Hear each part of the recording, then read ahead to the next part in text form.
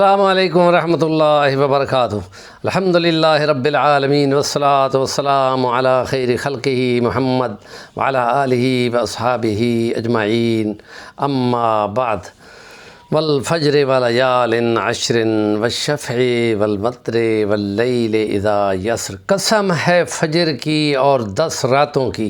یہ 10 راتیں اللہ کی رحمت سے ذی الحجہ کی 10 پہلے دن، جس میں بہت بڑا کام ہے حج کا اور پھر قربانی کا، یہ 3 کام، اور اس میں نفلی عبادات اور جو کام بھی کیے جاتے ہیں جس میں ان لوگوں نے قربانی کرنی ہو وہ سنت کے مطابق یا حاجیوں سے اپنی نسبت قائم کرتے ہوئے وہ نہ بال کاٹیں گے نہ وہ، یہ مستحب۔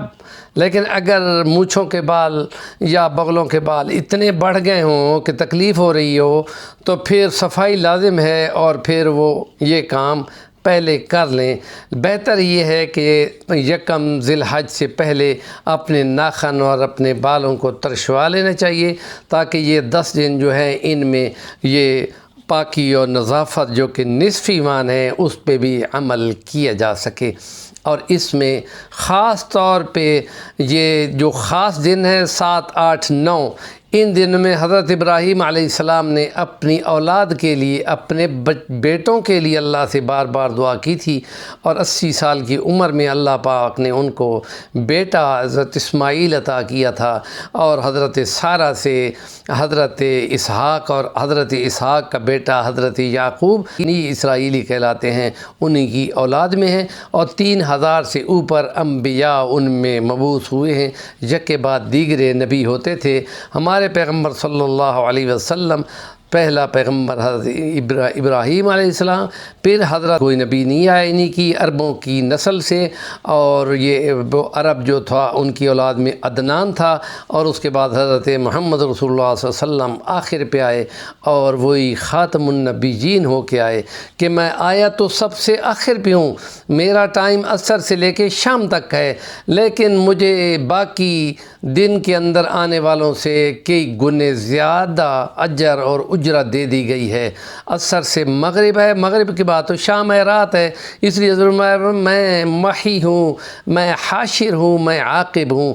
حاشر ہوں، میرے بعد حشر نشر ہے، قیامت ہے۔ میں عاقب ہوں، میرے عقب میں کوئی نہیں، سارے انبیاء کی لائن میں ہی آخری ہوں۔ میں آخری نبی ہوں، تم آخری امت ہو۔ یہ میری مسجد نبوی، میں آخری نبی، اور یہ میری مسجد نبوی آخری مسجد نبوی ہے۔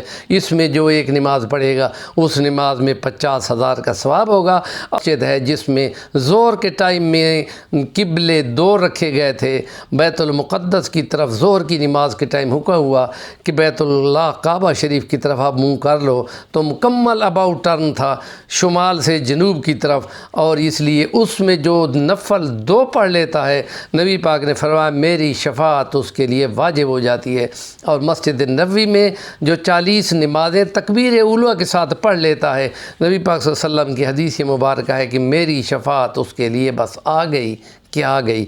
یہ نیکی کی باتیں ہیں، ان باتوں کی تلقین کو ضرور آگے بیان کرنا چاہیے تاکہ موٹیویشن ہو اور اس میں نیکی کرنے والوں کو اجر ملے، اور جو نیکی کی بات کو آگے بیان کرتا ہے اس کو اس کا پورا اجر اور بدلہ ملتا ہے۔ ہمارے چینل کا نام ہے صفی الرحمن الوانی، ضرور سبسکرائب کر لیں۔